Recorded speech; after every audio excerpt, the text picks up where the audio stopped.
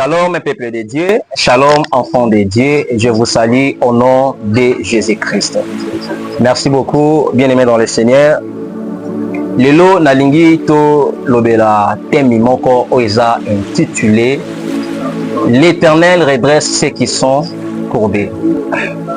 Tozui pensé na biso ya mokola lelo. Tozala mokanda ya Ecclésiaste chapitre 1er, verset 15. Je lis au nom de Jésus-Christ. Il est écrit, ce qui est courbé ne peut se redresser et ce qui manque ne peut être compté. Bien-aimé dans le Seigneur, il est écrit dans le livre des Psaumes, 146, verset 8. La Bible dit, l'Éternel ouvre les yeux des aveugles. L'Éternel redresse ceux qui sont courbés. L'Éternel aime les justes. Il est écrit dans le livre de Luc chapitre 13, le verset 10 à 13. La Bible dit ceci. Jésus enseignait dans une des synagogues les jours des sabbats. Et voici, il y avait là une femme possédée d'un esprit qui la rendait infirme depuis 18 ans. Elle était courbée et ne pouvait pas du tout se redresser. Lorsqu'il la vit, Jésus lui adressa la parole et lui dit, « Femme, tu es délivrée de ton infirmité. » Et il lui imposa les mains. En l'instant, elle se redressa et glorifia Dieu. Bien-aimés dans le Seigneur, notre thème est Zali, l'Éternel redresse ceux qui sont courbés. La Bible dit, nul ne peut redresser ce qui est courbé. Or, Zali, Salomon Mutazoloba. Ok, Salomon Mutamayele, Owapi Zamba Pesa qui est ma capacité au Azalaki na ngote liboso. Après ça qui est sagesse, intelligence. Après ça qui est boania, comment diriger le peuple, comment il y a kamba, comment il y a pesa ba directive, comment il y a instruire ainsi de suite. Salomon a qui sagesse au les cas qui presque ba roi nyonso ya tawana. Ecclésiaste chapitre 1er le verset 15, Salomon a lobby que nul ne peut redresser ce qui est courbé. Mais dans Psaume 146, le verset 8, la Bible dit que l'Éternel redresse ceux qui sont courbés. Ah, donc ce que tu comprends directement, c'est que Salomon, si Azoloba motomo côté à koki ko redresser et l'oko est courbé, Salomon azalaika moto. Donc malgré Salomon azalaki doté na ba capacité surnaturelle, azalaki doté na sagesse, intelligence, moyen o azoki pas nzambe, mais na comprendre que Salomon azalaki aussi limité. Voilà pourquoi Salomon le dit motomo côté akoki kozongisa tout droit et loko o egumama. Mais piso maebisi biso que Zambé a redressaka bato oyo basé ko gumbama. Donc c'est que Salomon azamuto.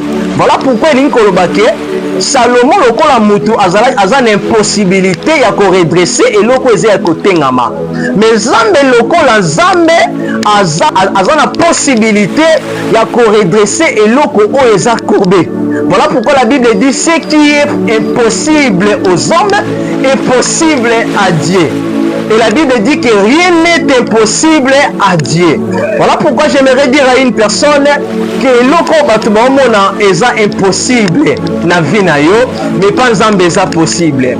Oyo zomona est impossible et salama na vie na yo, mais nzamba zomona ngo est possible. Place ozomona peut-être ozomimona ke oza limité, mais nzamba zomona ngo est possible et ko salama. Donc Salomon a toujours na ba pensée ya bato. Ndenge yo kanisaka, ndenge pe Salomon akanisaki. Pourquoi? Parce que Salomon azalaki moto lokola ngana yo. Mais Zambé aza moto te, pe mwana na moto te. Voilà pourquoi ye amonaka ndenge biso tozomona te. Nalinga rappeler que Zambé amonaka te ndenge yo zomona. Pe si ozomona ki okosuka, Zamba amona ke yo koleka okosuka te.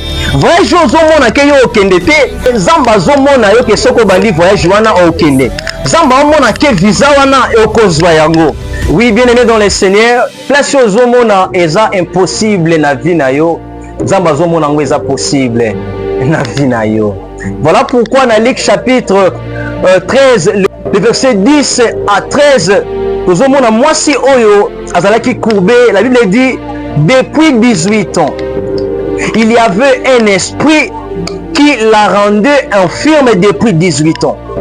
Esprit oyo et tu as pu éviter ngana yo. Depuis peut-être yo peut bien dans le Seigneur, aux gens maladie moko zobela, aux gens problème moko ezotungisa yo, ozwe bate problème ango cause et où tu as ozwe bate ok eza na esprit moko na milieu ofandi na famille na quartier na mabele ofandi esprit moko elandelaka yo esprit moko ekombataka yo osali eloko te me ye aza wana mpona koluka kokurbe vi na yo.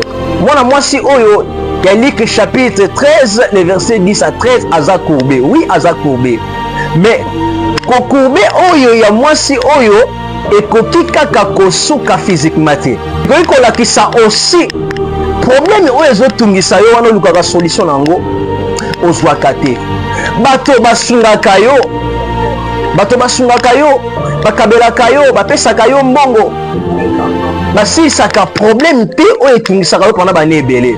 Peut-être problème yango ekoki kozala libala, ekoki kozala finance, ekoki kozala mosala, ekoki kozala voyage.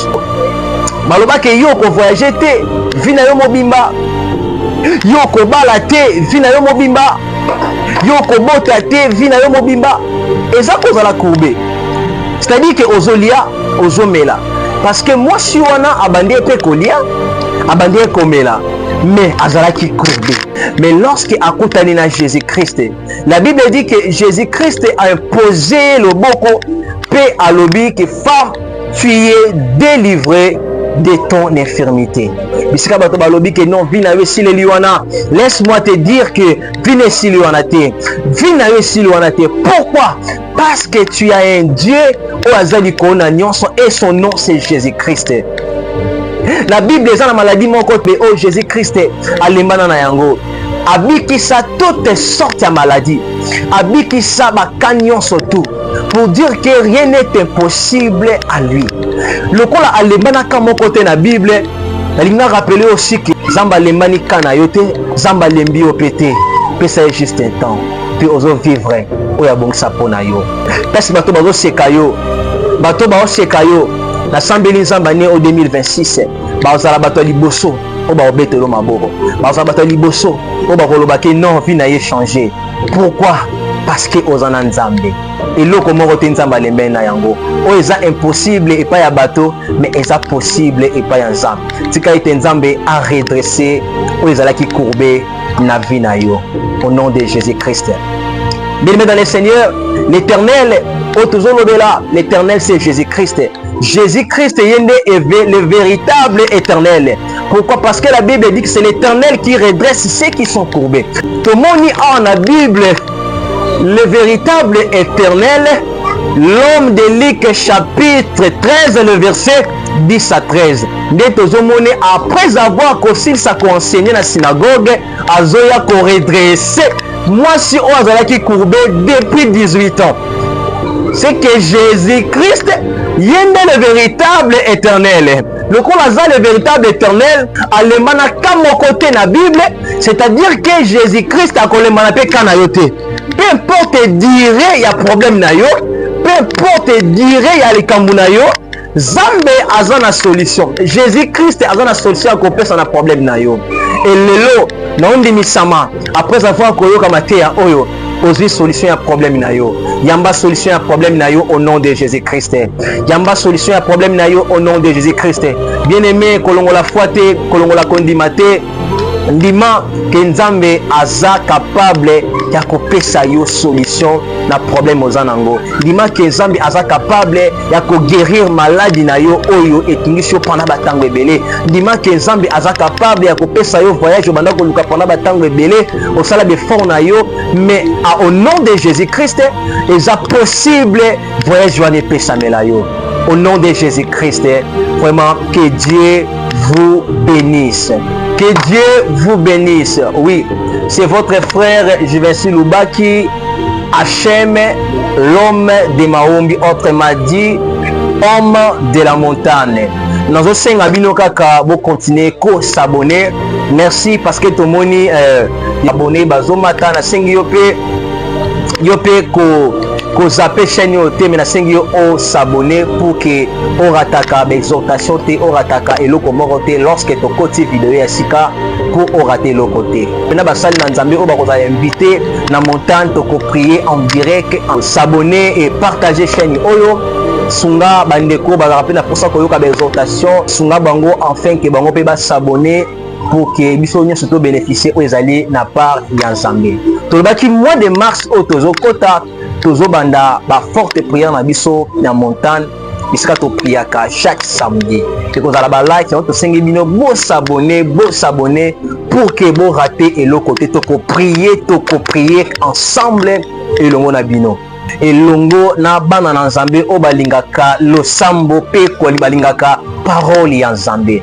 Vraiment merci beaucoup, que Dieu vous bénisse. Merci na caméraman na biso le frère Salem Ngangula, vraiment Nzambe a pambola yo vraiment mon frère. Et merci encore à notre réalisateur ya chaîne na biso la volonté de Dieu, le frère Jace Ngangula, vraiment Nzambe a pambola yo. Merci na groupe la volonté de Dieu Mobimba, vraiment Nzambe a pambola bino. Merci na ba partenaire na biso ya chaîne papa Guilain Ngangula, maman Nene Kifwabala, Nzambe apambola bino bisika bozali au nom de Jésus-Christ. Merci na yo pe sumuto yo moni ke non ngape na kozala partenaire ya chaîne o pour que chaîne o ait avancé Nzambe akozanga te na ko pambola yo. Merci beaucoup, que Dieu vous bénisse. Bye. FDTV, la volonté de Dieu, télévision.